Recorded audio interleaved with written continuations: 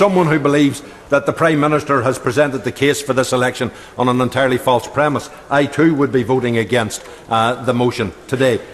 I wasn't asking for an election last week. I wasn't asking for elections the week before. I was arguing in the context of the talks in Northern Ireland that any move to an election in the near future wouldn't actually help the context of those negotiations. So my mind has not changed. So why should I pretend it has changed? And I am not going to be gamed into voting differently and goaded into voting differently because of the Prime Minister's actions and stances. She has accused others of playing games in this Parliament.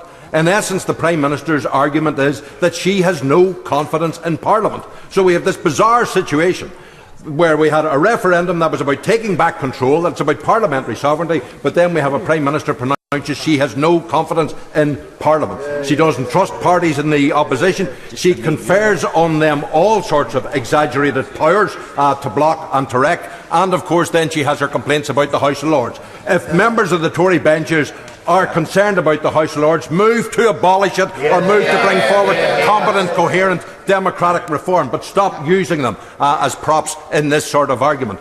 It's also a false premise because the Prime Minister is pretending she needs the election now so that she has a strong hand in the short term, whereas we really know what she's after is a free hand in the longer term, in terms of the wriggle room around periods of adjustment and around transitions and other things that too many of her colleagues have been too strident on. I give way. Does my honourable friend appreciate that the nearest parallel to what's happening now, in this campaign for an election is the 1980... Order. I'm interested in hearing the honourable gentleman, but I would like him to face the House. Thank you. Well, you were busy talking. The honourable gentleman, I was being spoken to by an illustrious member of the opposition whip's office, no less. I put it rather differently, but we'll hear from the honourable member. The nearest parallel is the election of 1974, when Ted Heath, the then Prime Minister, decided on a very narrow argument that the miners were on strike and it would be about who runs the country. And most general elections are about a lot of things. This one was about a specific thing. And can I say to my honourable friend, what happened in effect was that the Labour Party finished up with the largest number of seats, and the Queen sent for Ted Heath to try and form a coalition with the Liberals, and the Liberals ran away. Mr. Durkan.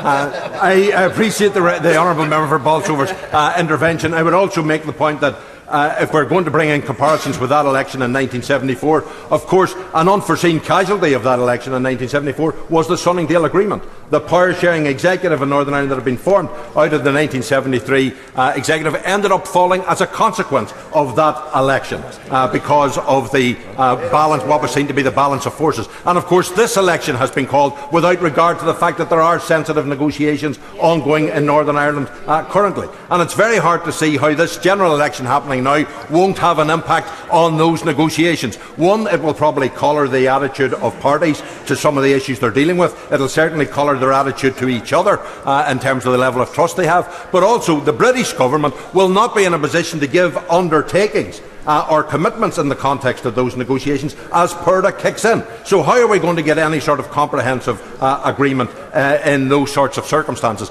And as someone who worked might and main for the Good Friday Agreement and for its implementation, I do not take those issues lightly, and I cannot be dismissive of them.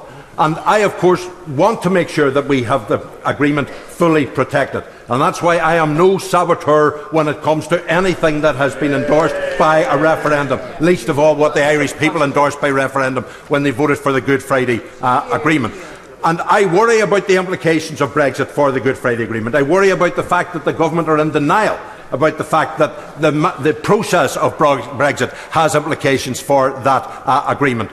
But of course, I also do recognise that the agreement gives us the machinery to answer a lot of the questions and the challenges for the whole island of Ireland in terms of Brexit. It gives us the material in terms of Strand 2 to make sure we can operate in the future on a north-south basis in ways that continue to be supported by and funded by the EU. We can treat the island as a common market, a single market, in sector after sector if we use the auspices of the Good Friday Agreement. So we go forward in this election in a positive way, but no pretence that the election was necessary, and no pretence that the Prime Minister is justified in the terms that she has used, and nor do we buy the pretence, the sham fight that the Right Honourable Member for North Belfast is giving yet again with Sinn Féin.